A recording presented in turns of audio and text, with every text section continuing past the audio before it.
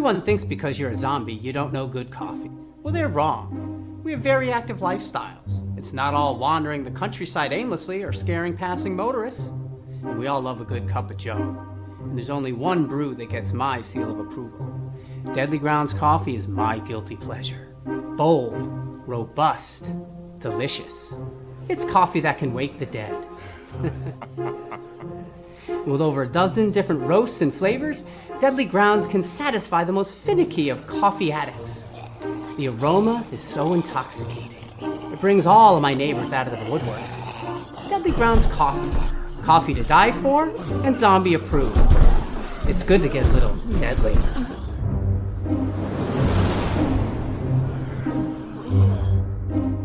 Use the front door! Oh, they're so disgusting.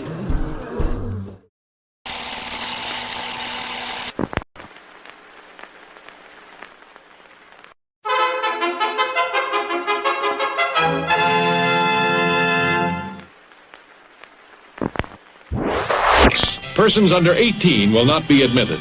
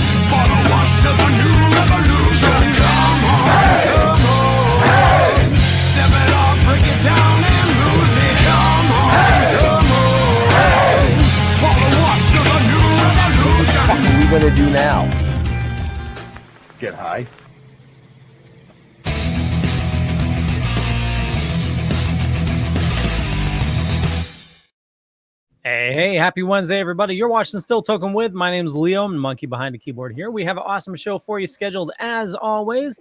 And with us, Mr. Benjamin. How's it going? Yo, Leo, how are you? I'm here. You almost had to think about that for a minute. Yeah, I know. It was a long Listen, I'm going to say bravo. You didn't screw up the intro. You hit all the right buttons for a change. Wow. Oh, yeah. Maybe you should work late every Wednesday. Hey. Nobody introduced you yet. Quiet. Oh, wait. He's back. Look. No, I'm super psyched about tonight's show, too, though. So, no, go to Jeff. Go ahead. Okay. Jeffrey. Yeah, I'm back. I missed the last two shows. I was really bummed out fighting illness. You know, everybody has that. But I'm very excited. Yeah, but mental illness doesn't count.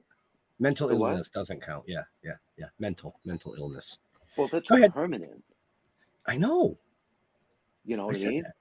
All right, enough of jibber jabber. We have an awesome guest, man. Yes, we do. Most people are gonna know her from Monster High, so let's just bring her right in. Lilah Fitzgerald, welcome to the show. Hi, thank you for having me. Oh, thanks for joining us. We didn't scare her. Yeah. She actually stuck around. I thought for a second, I saw her phone go off for a second. I was like, oh, she just left. Yeah. No, I'm not used to StreamYard, and I accidentally hit the camera off button, and then I couldn't find the camera on button, but I made it. She did. Look at that. In the nick of time. No, she did fine. So, Tech savvy to boot. Right? Just a little bit. I should be more, but I'm not.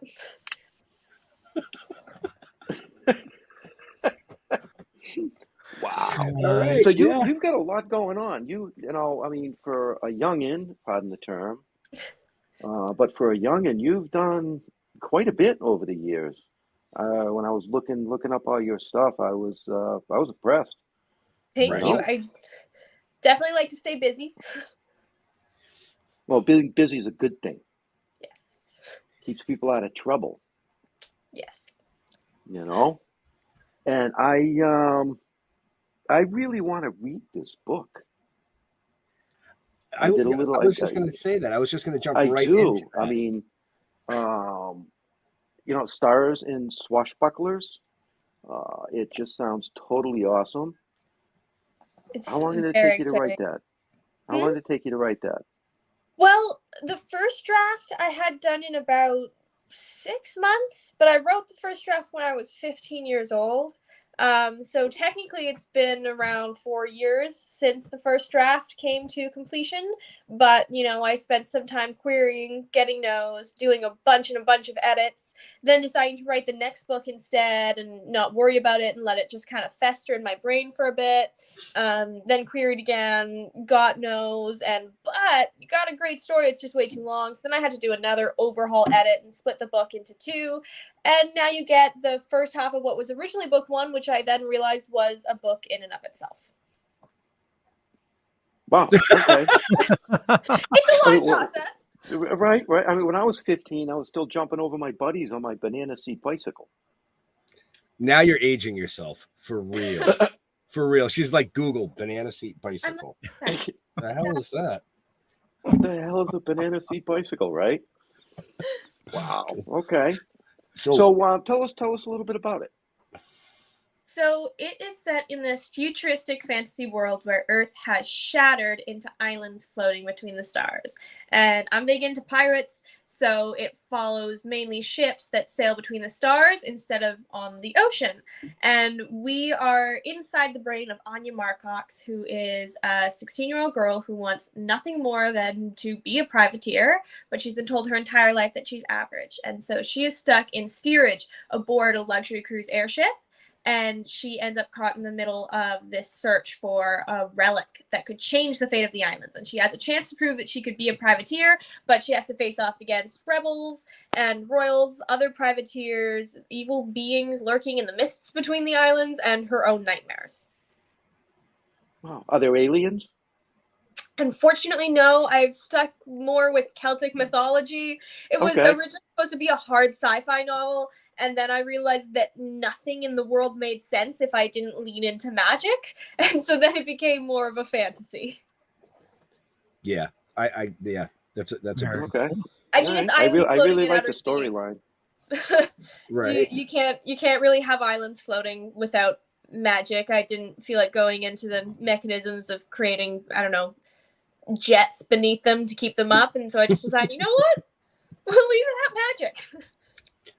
I like it. Well, everything floats in space. There's that. Just makes sense. There you go. It's magic. So no more explanation needed.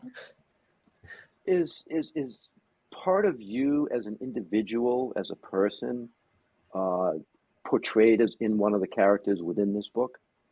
I feel like the weird thing about writing, for me at least, is that every character has a piece of myself in it. So it's based on a dream I had. So obviously a lot of me is seen in Anya. And so it's first person point of view. I had to get really into her head to write it. So some of my head definitely got in there. So she has a lot of my own voice as well as her own. But definitely there are a lot of characters that have personality traits that, especially as I've grown, have become very, very personal with me. I feel very, there's parts of Alec Cavill that are very similar to me. There's parts of Marla Brolcom that are similar to me. So many characters have a piece of me that then I've built a character around. Wow. Well, impressive. How long is the book? The book is 300 and... One sec. Shameless plug. I've got it right here.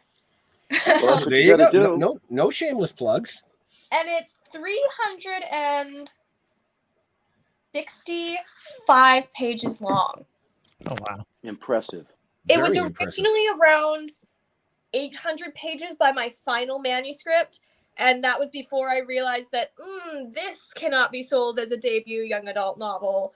And so then I had to cut that down into half. So book 2 will probably be a bit longer, and hopefully my publisher will go for it. Right. Wow. Yeah, I'm impressed. Very impressed. Okay, so 365 pages, you said? Yes. I like to That's a write page. long books. Well, that's a page a day. There you go. You can read Right. it over a year. Yeah, unless you're Right. like Jeff, and if the book catches you, I won't hear from him for a week. Where were you, dude? Oh, this That's book. me. 365 pages be 2 days, 2.5 Yeah, days. yeah, yeah, Exactly. that's you. 2 days. You know, me, that's like 2.5 years. It's okay. I'm going to be honest. I mean, I definitely would read something like that, but I probably would think that a storyline like that, I could see that like as a TV series, Well, that's definitely a Or hope. even a feature film, yeah. a feature film, but more a TV series.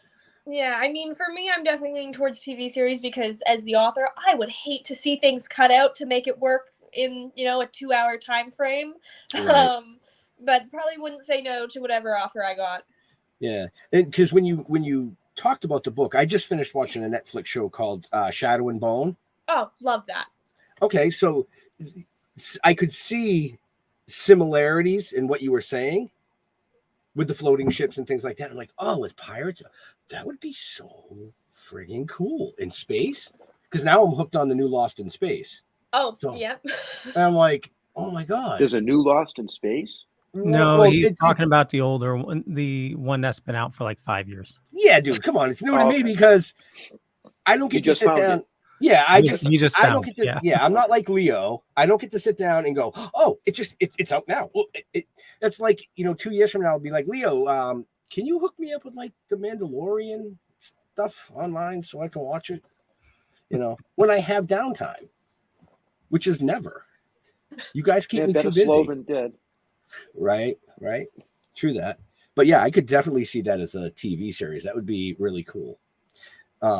As far as purchasing the book, Leo, where can they find out how to purchase the book about our great guest? Well, if you check the show notes up above or down below, depending on where you're watching or listening to us, you can find out about our awesome guest. Now, did I hear right? You would like this to be a 7-book series? You did hear right. So Oh, as I said, it was originally 2 books. Originally 1 book, and now it's 2. So book 2 is already pretty much done. I just have to do the grueling editing process of making it make sense without its first half, which is my least favorite part of writing. And then I've already almost finished book 3. And hopefully I'll have, the 7 books out without too much time. And there will be, right now I have 4 prequel spin-offs planned for different characters in the book, as well as many, many other series set in the Broken World, because I'm basically going to be chronicling the history of how the Earth shattered and how civilization came back after that in reverse, starting with the Last Montmorency Saga, which stars in Swashbucklers, is the first book of, and then we'll move our way backwards through time. wow. Holy shit. When did you have time to be a kid? I would say spending a lot of time just playing in my own mind and my imagination and just happening to write it down. That was kind of what I was doing for fun. That's cool, actually. Okay. Right. And folks, everybody watching and listening, I mean, this young lady is 19 years old. And we're only talking about her book right now, not to mention the resume of TV things that she's been being involved with coming out. But she was also a professional ballerina. Did I read that correctly? Yes. So I danced with a ballet company for a season as an apprentice with them, which was super fun. And I had trained at their school before and been in their performances. I performed with the Los Angeles Ballet before as well. in their Nutcracker, which is amazing. And so I only got to do really one season with Coastal City Ballet, which is the company I was with in Vancouver, British Columbia, Canada. And it's a beautiful company, but then I started booking a lot more acting roles, and it just wasn't really fair to the company to be like, hey, you have to wait around to the last minute to find out whether I can actually do the show. Right. So I still do a lot of dance. I'm doing summer intensive this year, but being in a ballet company and doing ballet has really informed all of my other aspects of my career, you know, through writing. You know, it's just a different form of storytelling, and acting. Definitely having the, you know, grace that ballet gives you helps to show up on a movie set. Wow. And at That's a lot 19, going on. at 19, she's had some of the most detailed answers of like some of our guests, like that were like very well seasoned. I'm like, wow. Thank Is there a teleprompter behind that we can't see? Is somebody back? No, I'm just kidding. Yeah. C2VR is asking, can I get your books on Kindle? Oh, that's so cool that it pops up down there. Yes, you can. So my book is available on Amazon. Obviously, it's available on Barnes & Noble. It's really available anywhere you get books, but it is available on Kindle. It's available on Kobo, too, if you're in Canada. And pretty much just, yeah, anywhere you get books. I always say order it in from your libraries, too, because I'm a huge library supporter. Oh, yeah. And indie bookstores, too. Shop local. And you can get digital books through the library as well. Exactly. Wow. Where do I get a Right. signed copy? You know, Hey, we're you gonna beat me to check the my question. stuff. I'll send out a little round of them. I'll send them off with some carrier pigeons. Don't know when they'll get there. Might take years. Nice. Okay.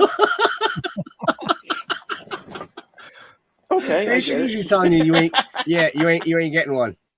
You ain't getting one. Tough shit. Right. Forget it. You ain't getting one. Forget it. Ain't happening. The only way you're going to get one of those if I go to one of your signings. And for everybody out there, if you would like her to show up and do a signing at your bookstore or at any event, you're going to have to reach out and set that up. I think it would be beneficial to everybody. Yes, I'm looking into doing some signings at various bookstores right now. I just had my first signing at Chevalier's Books because it was my launch last night, which was super fun. We sold out of the book, so I was planning to have a lot more signed copies left over there, but there were none. I actually got the last copy for myself, and so I'm hoping to tour a few bookstores, maybe in Canada, probably a few in the US, maybe hit up some New York stuff this summer. And you know, nothing set in stone yet, but hopefully I'll see a few faces there. Right. Also, thank you to the person who popped up with a little comment. Sorry, I'm fascinated by that thing with "I wish her the best." Thank you. And actually, there was Janice had wrote something prior to that. I think it was for us about booking other authors. We do book tons of different authors on the show, Janice. So just reach out to us through direct messenger, and we can chat more about that. Back to you guys. Go ahead. Sorry, I was replying to something. So I also heard that you're big into sailing. Is that where the pirate part came in? Like, you know, out in the open waters, you ever have fears of like pirates or anything? Or Arg. I mean, I actually started sailing because of writing the book. Oh, nice. I actually, fun fact, hated sailing when I first started because I wasn't any good at it. I'm quite the perfectionist. And so when I first started sailing, I wasn't good at it. And I told my mom, I'm quitting. I'm never going back. And she made me go to one more session. And thankfully, that's when everything clicked. I'm actually coach for sailing now. I've gone super far into it because I just absolutely love it. It's my favorite thing to do, besides write.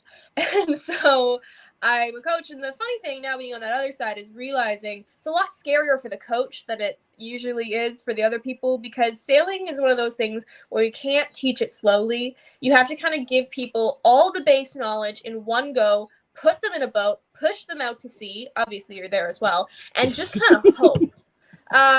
Because, you know, you've got to know all the things. You can't just know how to steer. You also know how to pull in the sails and how to tack through the wind. And so although we teach things semi-slowly, there's a lot that you have to do beforehand and then just kind of hope people don't get hit in the head. And obviously, it's your job to make sure you yell "duck" really loud when you see the boom swinging across. No, Duck, the last where? time I sailed was with an umbrella on a stand-up paddleboard. Smart. So with your so this is probably going to be a little extreme. I live right next to the Coast Guard Academy. Oh, So cool. they do a lot of like some of their training is with sailing, and I'm pretty sure that they'll, like, in the middle of the Thames River, they actually tip their boats over so that they can learn how to flip them up. Is that something That's that kayaks, dude. Kayaks. No, these are sailboats. They actually have to like get them like all fucked up and then try to like right them. It's the first lesson you learn, actually, because is capsizing, and then when it's all the way upside down with the mast fully straight down into the water, it's called turtling, which is self-explanatory. But I know a different kind of turtling, but okay, good. It's the first lesson that you have to learn, because wow. basically, if it's super windy in those little boats, you don't have a keel on the bottom of your boat, which is like a weight that keeps it upright, because you're just keeping your boat flat with your body weight. Sometimes you're actually in a harness strapped in, which is what I do, and you stand off the edge on trapezing and just kind of parallel with the water. Super fun. But if you can't keep the boat flat and there's a gust of wind and the boat goes over, you need to know how to get it back upright. And so you get very wet on your first lesson, and it's very cold. And unfortunately for me, when I first had that lesson, right before I was supposed to go and capsize the boat, my coach was talking about all the fun sea creatures that he had seen, including sea lions and whales. And I don't like ocean creatures. They terrify me. Just the idea of anything being down there able to eat my feet. So that was really interesting for me, and I've made sure not to do that for my students. See, I was going to say the same thing. I was going to say there's things in the ocean that are bigger than me that will eat me. Oh, I am yeah. good. I am good. If the boat can flip, I won't be on it. Not going to be on it. Sorry. No. Not going to happen. There was a horrifying shark video that popped up on my feed the other day. Oh, see. That's what, see. Well, yeah. Done. Is that the one where the guy was fishing and a shark came right up next to the boat? Yeah, he was reeling in a tuna, and then the great white just went right by his boat and grabbed up the tuna. But you could see reason number 2 why I won't fish in the ocean either. Oh yeah. Good. That's why I don't do salt water myself. You know. Yeah. Sharks are holy crap. Oh, yeah. The wife goes, "Let's go to the beach." I'm like, "No, can't swim." She goes, "Yeah, you can." Now I have done sailing, just so you know. I've got a summer place up in Maine. I own a little sailboat. Nice. I've watched people get the mast stuck in the trees on the shoreline. Yeah. My wife actually flipped it and got the mast stuck in the rocks on the bottom of the lake. I remember that. You can't write that. That's the worst. That's worse when you're a coach and you have new sailors and they're huddled in the front of your coach boat and you're like, "Don't worry, I can totally fix this," even though you can't. But yeah, I've seen a few masts stuck in the mud. Luckily, I have never done that myself.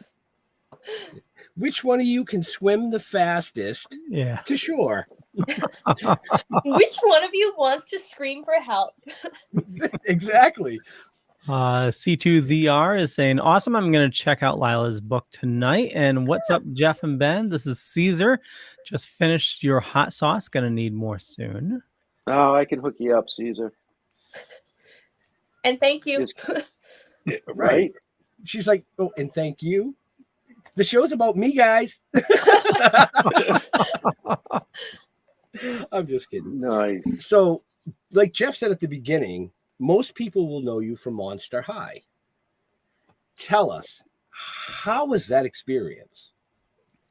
Oh, it was insane. I mean, I grew up playing with Monster High dolls. So when I, got the audition and then got the part, it was crazy to see myself, over 2.5 hours in the hair and makeup trailer every morning, slowly transforming into a doll.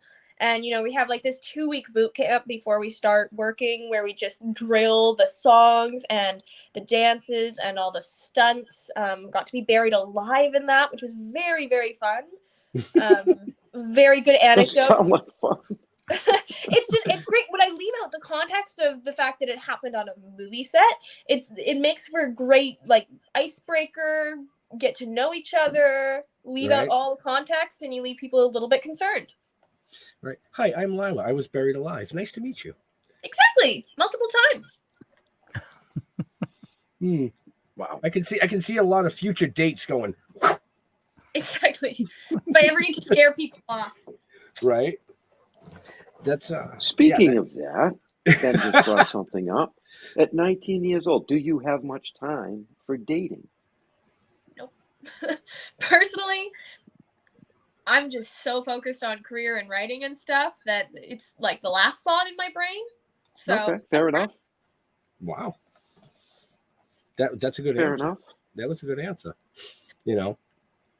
So That time will come. exactly. maybe And silence. she's like, I'm counting. I'm just counting all the pages. No. Book 6 is out. Not yet. 7. 1 sec, I gotta do another draft. Right? So, obviously, you're extremely talented, and I can tell right away that your mind just keeps on running. Yes. Okay. So you've got this idea for a book.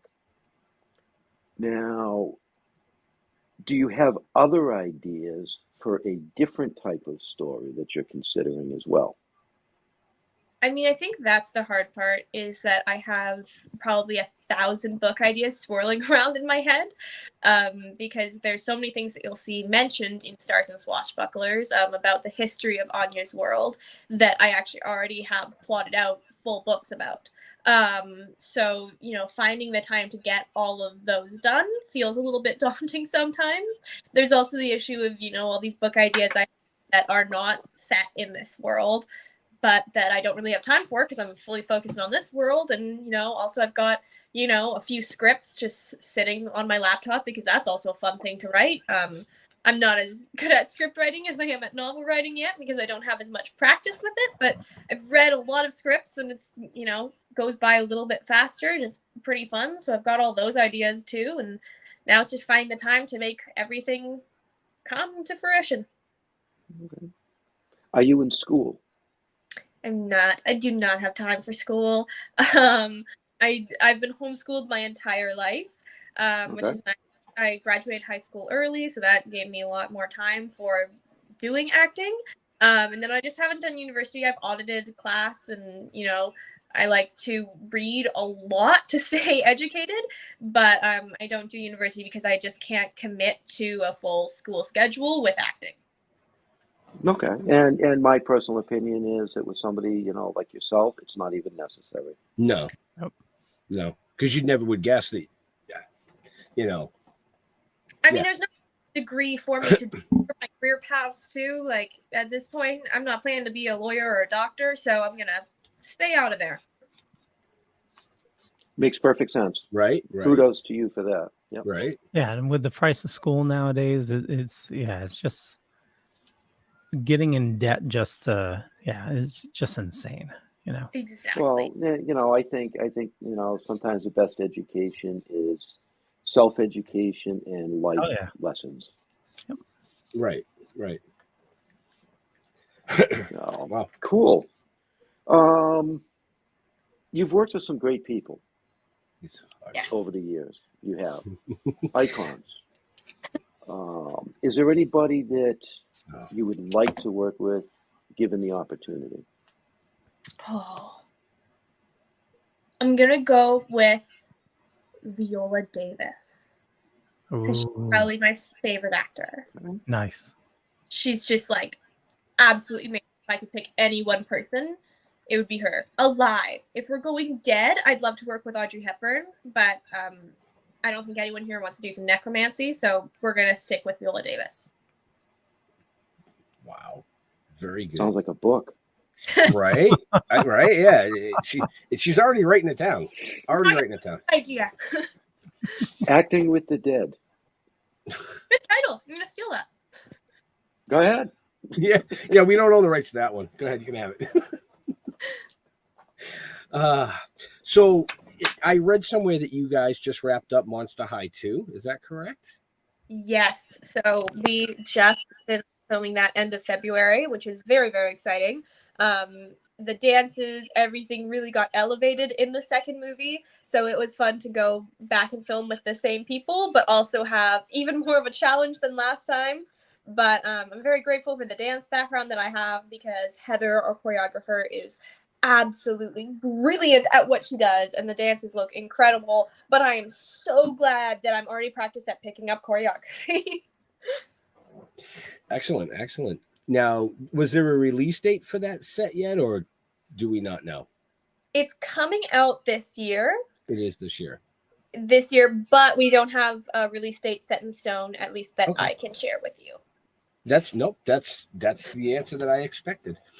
I like that. Okay. No, I'm looking forward to it because, I have children. And my youngest is 21, so, but they love Monster High. Like, I was like, huh? So I watched it. I was like, oh, this is really cool. As an old person, and so I saw the release of Monster High 2. I was like, oh yeah, it's cool. You know, I'll check that out. It's a pretty fun show. It's just, helps kids believe in themselves, which is kind of the most work we can do as actors. So it's one of my favorite things that I've gotten to work on. Right.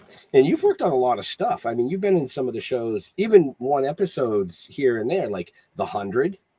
Yes. Supernatural. I mean, those are two of my favorite shows, period. Even it's like, wow.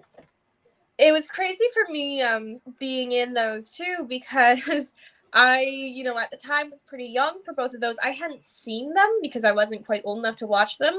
And then, as I got older, obviously I watched them and I was like, oh my God, I was part of these shows and I didn't realize how cool that was at the time. It was obviously like the excitement about, being in a TV show, and I knew it was a big deal. So I was like, that's cool. But I wasn't yet a fan of the shows myself, which just adds a whole other layer to it. So still kick little 9-year-old me for doing that. I'm like, you should have realized that was way cooler than you even realized it was.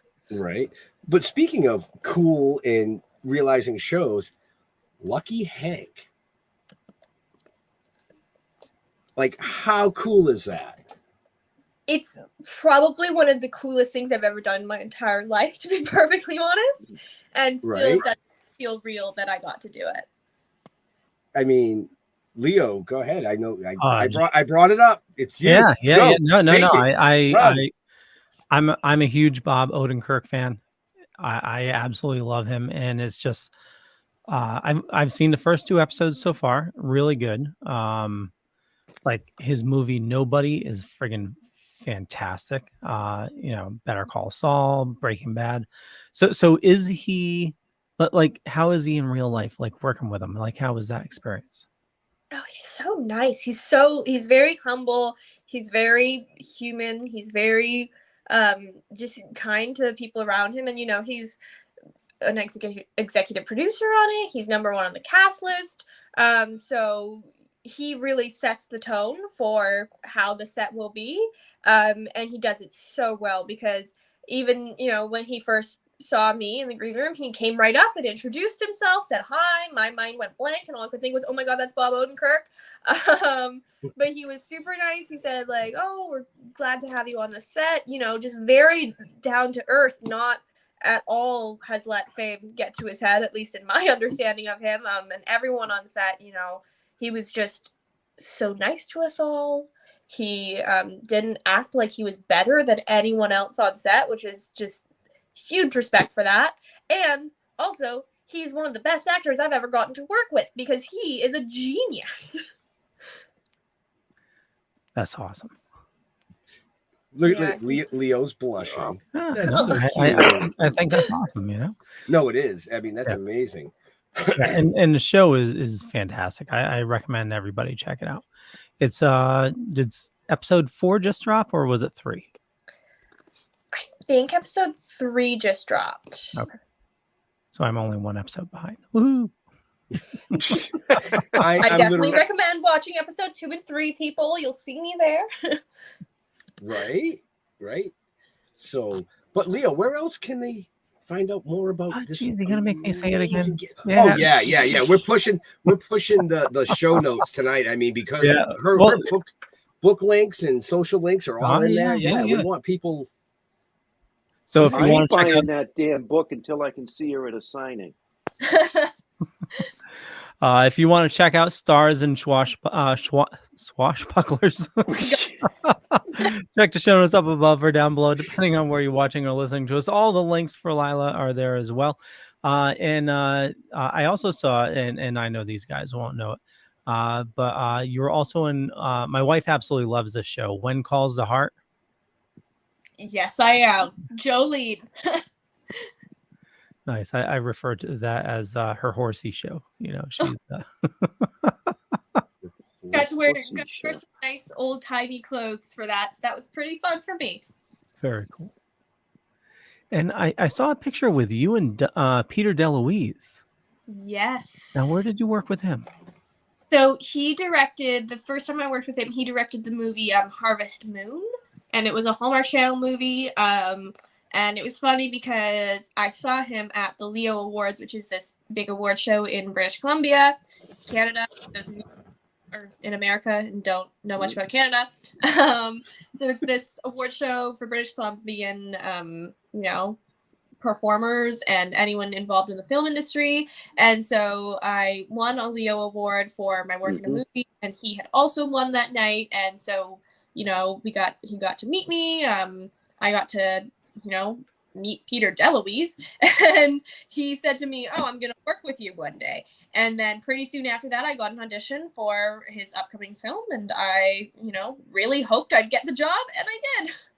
That's awesome. Wow. So I said, go ahead. You said you read a lot. Yes. Who's your favorite author? Antoine de Saint-Exupéry. He wrote the Don't know that one. He wrote The Little Prince. I named my dog after this book. It's technically a kid's book, but it has a bunch of wisdom in there. It's a classic. It basically is about, this boy from an asteroid who comes down and meets this stranded pilot whose plane has broken down in the middle of the Sahara Desert. And we're not really sure whether he's a hallucination or not. And basically teaches the pilot what it means to be human, with the childlike wonder that we lose as we grow up. Okay, so it sounds like you're more into the fantasy world when it comes to books you read. Definitely more into fantasy. I feel like escapism is good form of medicine for people in a sense. The world that we live in is kind of messed up at times. And it's nice for us to have a different world that we can escape into and, still see our everyday problems reflected in it, but be able to get away from the real world for a little bit. Okay. Now, see, I view fantasy as there's a couple of different types of fantasy. There's what I call bright fantasy and dark fantasy. Yeah. Okay. Tolkien being dark fantasy, in my opinion. Mm-hmm. Okay, similar to like the Shannara series and Terry Brooks and his writings. Have you read any of those types of Yeah, books? I've read not all of his books, but I have read a few of his. Of Tolkien's. Tolkien and some Terry Brooks.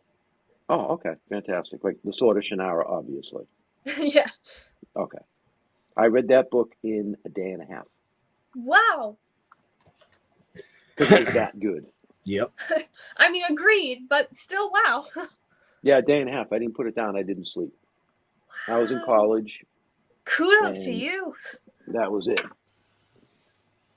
Right. I think I was really high too.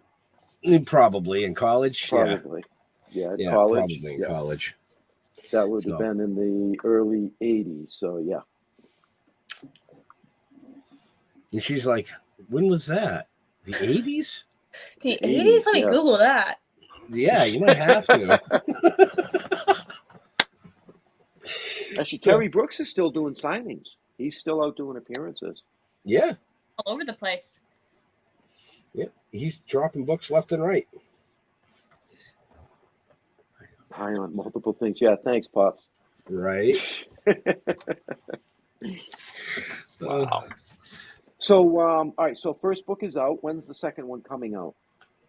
So I am hoping, I'm probably really messing myself up by saying this, but I am hoping that it's going to come out this year. I'm hoping to have it out around 6 months from now, to really keep the buzz going from book one. I don't want to keep people waiting too long, especially for anyone who's already read the book. I'm sure you know and are mad about the cliffhanger at the end. I've gotten a few angry messages about that already, all in good fun, but apologies for that. But also kind of you're welcome, because now you get to really look forward to book two.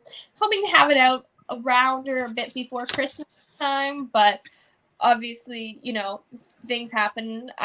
That requires me to get really buckled down into editing, which I am doing right now, and I'm just hoping I can stick to my timeline. Very cool. Okay. Very Actually, I like the cliffhanger type endings for any Right. book that I read. I'm a big fan of cliffhangers. I mean, it makes me angry at the author, but I think there's no other way to do it.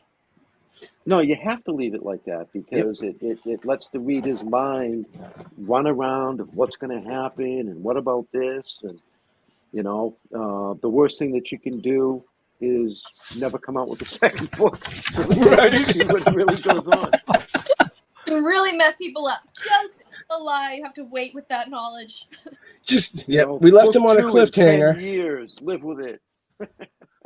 Or just say you've been working on it for forever, like George R.R. Martin. You know, his last book's never come out. Right?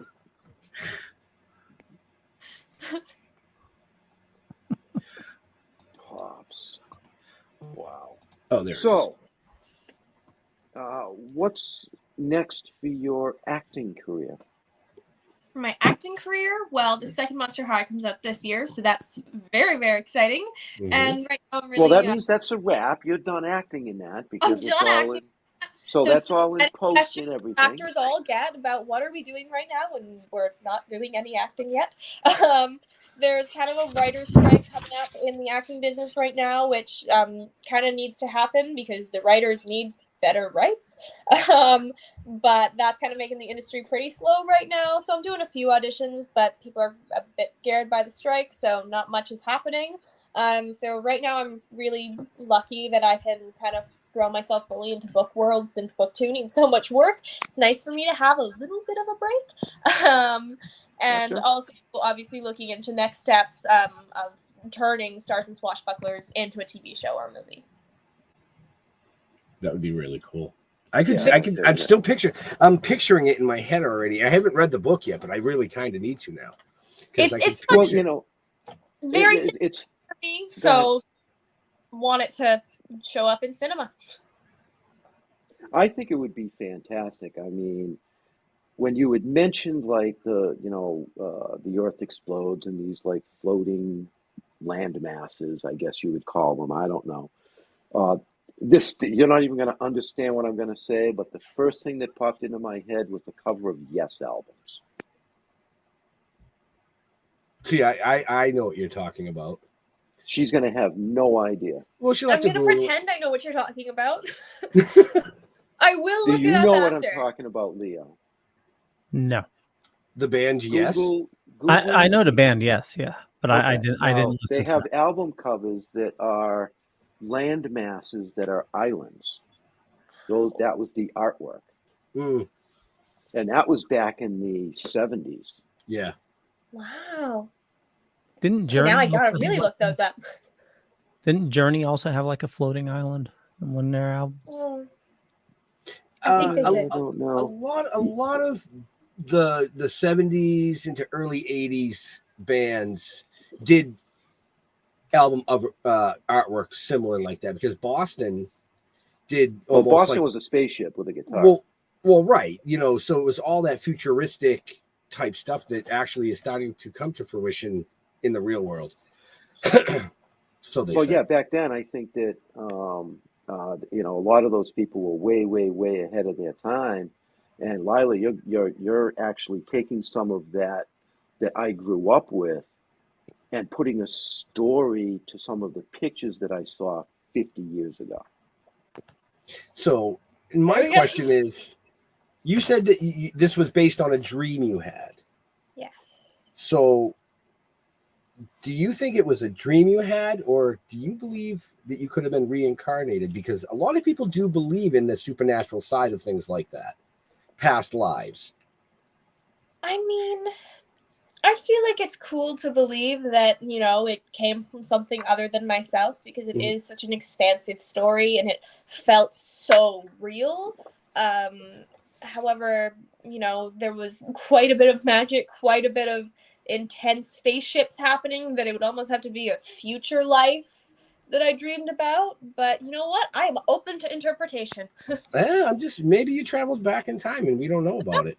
Well, either that or, when you were in the moon with your mom, she saw a really, really cool movie. You couldn't see it, but you could hear it. Maybe it's And that. maybe those visions are embedded in your brain.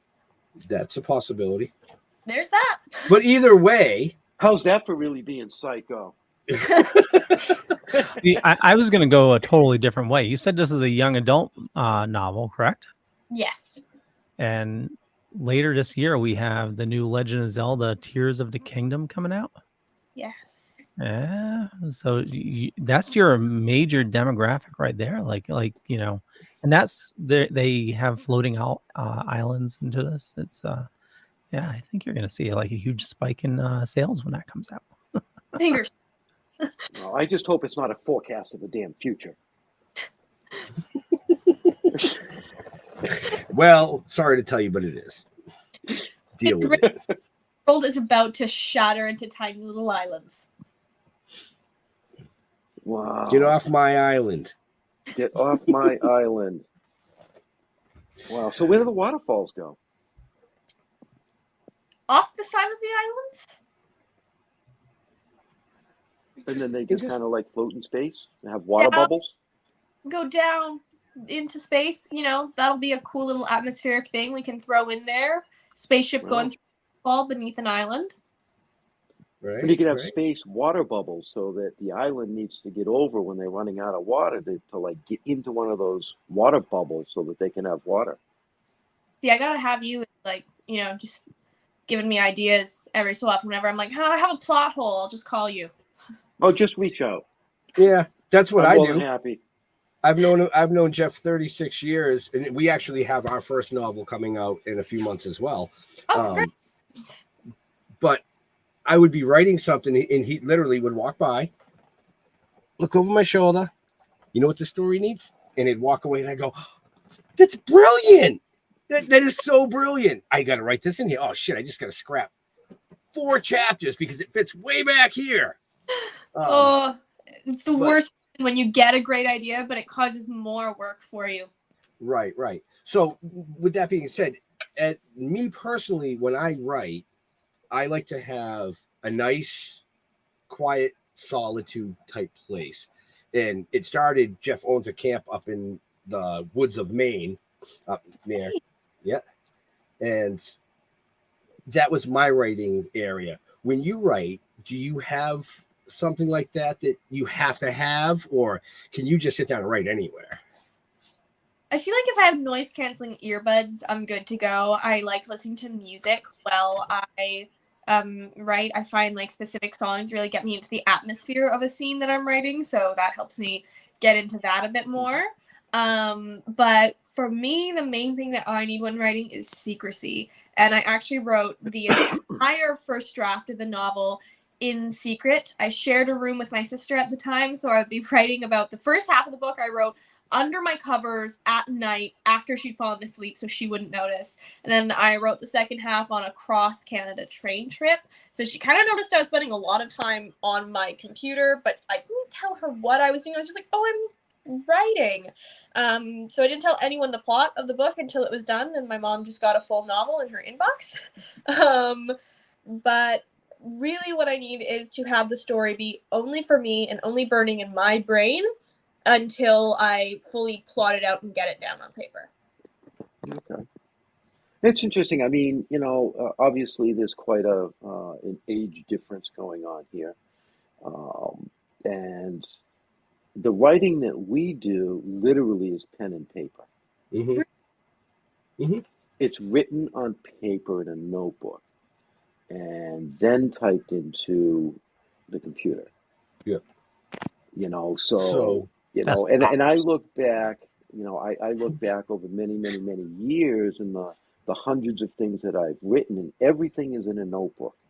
Things are scratched out, things are scribbled, Mhm. so you can actually see the development of something because you have those scratched out, scribbled out lines and paragraphs and in the rewrites, and then you get the little arrows go over to here. You don't, the little, you the know, little you, arrows. See, I you find know I what I'm have to saying? plot out my books on pen and paper. I cannot do plotting because I do an intense plotting process. I write out the entire plot of the book, and then I do each chapter, everything that will happen in the chapters, and I have to do that on pen and paper. I just Okay, can't very make that good. work on a laptop document, but my brain moves way too fast for my hand to keep up, even when I am typing. So for Hmm. the full manuscript, I gotta do it on the laptop. My hand gets too tired. Also, I'm left-handed, so I smear too much ink. So, what software do you use to write? I use Google Docs. I'm a big fan of Google Docs because I like knowing that it's backed up in the cloud if anything goes wrong, and then I can edit things offline. And I, kind of just started in there and have never stopped. Nice. You might want to Well, look I at. started typing into Brother. Hmm. Remember what Brother? Oh, jeez. The word processor? I No. remember it. What? Yes. Yes. You remember it, Leo, right? That was back in the 80s. Oh yeah. Who let you in here? Leo. If you're interested in trying different apps, you might want to look at Scrivener.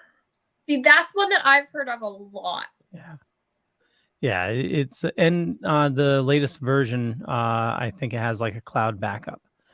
Oh, But it allows you to make like index cards for like all your ideas, and be able to move stuff around, and then then you have your main document. It's pretty good. yeah, that sounds like I, definitely feel like I need something a little bit more organized than Google Docs because my Google Docs now just has a bunch of manuscripts all over the place. I feel like I need a slightly better place to do all that. Yeah, Google Docs can get a little messy, but you're right though. It's awesome to have it like instantly backed up though. It's always safe. Always my greatest fear is losing hours of work. Mm. Been there, done that. No fun. Yep. No, Been there, that done wasn't that. the I mean, button I'm I actually in hit. the process of putting my poetry book together. Oh, wow. Well, I can't I've wait. written over 300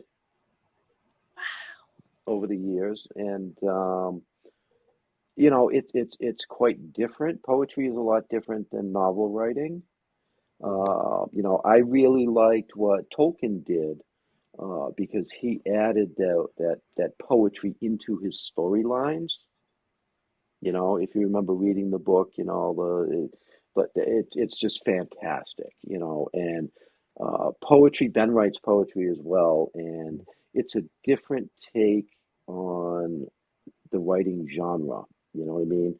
When you read a novel, you read the novel, you get the story. But when you Right. read poetry, you have to understand the story and Yes. you have to interpret it. Yep. And the cool thing is it's totally interpreted differently. Yeah, poem You is know what going I to be mean? by every person who reads it. Right. Right, exactly. And I've written poems about your floating little island masses Wow. 35, 40 years ago. Wow. So this is really, really cool to me because you're taking a vision that I had a long, long time ago and actually putting it to a story. And I That's think that's awesome. Yeah. And it's crazy the kind of, ideas that multiple people have over different, periods of time that work their way into fiction in different formats. Mm-hmm. Agreed. Right, right. I mean, I read a lot of books and I've read a lot of crap. I'll Yeah. be honest with you. Right. You know what I mean? I Well, have. I've read a lot of crap. When I open a book, you have 10 pages. Wow. You You're either nice. capture me in 10 pages or I throw the book away. I give a little bit more time. I give 50 pages, but I like the 10-page rule. I actually for myself, for my book, I gave myself the first sentence to capture people's attention. I ended up adding a whole new beginning thing because because my beginning was not captivating enough, and I was like, if I was reading this book, I would be bored. So I added a new beginning, and then I added a new beginning again to amp the action up, and then I added a note at the beginning from the anonymous historian of the broken world to really catch people's attention and let them know, hey, this is going to be a really interesting book if you stick in there. Okay, well done. Yep. I'm one of those people who, if it's not captivating, I'm not going to read it. So I was like, I need my book to be a page turner. Right. Well, most people today, they have the attention span of a gnat. Exactly. And like Ben said, when I read a book, I pick up a book and I read it. I may not pick up another book for 4 to 6 months, but when I pick up a book, that's all I do is read that book till I'm done. Yeah. I'm not I'll read 3 chapters, I'll pick it up 3 days later. I cannot read like that because my mind is still going. And then when I pick it back up, it's like, what the fuck was going on here? Yeah. Why were they doing that? Oh, I got to go back and I got to start all fucking over again. And I don't want to do that. So I just, to me, reading a book is like watching a movie. You go from beginning to end, period. Nice. Mm-hmm. Yeah. But speaking of beginning to end, we have about 3 minutes left of this amazing guest. And I know Leo has his question. Well, I know Leo has questions, but I just wanted to get that. I mean, we might run a few minutes later than that, but we try not to. But if there's any last questions or comments that people want to get in the chat, now's the time to do them, or you're going to miss out. But go ahead, Leo, because I know you have questions. Now you put me on the spot. Standard. It's well, I know what the standard one was, but I had something else. What the hell was it? Tick, tick, tick. Click, No, click, it's not click, about the click. tick. No. Well, I'll go with my standard one. What do you dork out about? So other than doing your acting and your writing, and we know sailing as well. Is there something that you like totally geek out about? Like we had one actor on and he loved researching like sunken vessels and the history of them and stuff like that. Is there something that like, do you like playing video games, or do you go on hikes, or what do you like to do? I mean, obviously YA fantasy novels, that's the genre I write in, so I definitely geek out about anything and everything fantasy. I'm really, really especially interested in Arthurian mythology. I find it so fascinating. I'm reading the Morte d'Arthur right now. Very, very old manuscript, but still so interesting. And I really love just the tales of, chivalry and magic blending with the new world that was being created at that time. And, Celtic myths were, changed a bit, and you could see the bones of Celtic myths in Arthurian myths. Nice. Do you get into Greek mythology? I do. I definitely love Greek mythology. I'm more into Celtic mythology just because ancestrally I'm Irish. Okay. But definitely, obviously the Greek gods and all of that is fascinating to me. I loved reading Percy Jackson as a kid. I think that's how a lot of people got into Greek mythology of my age range.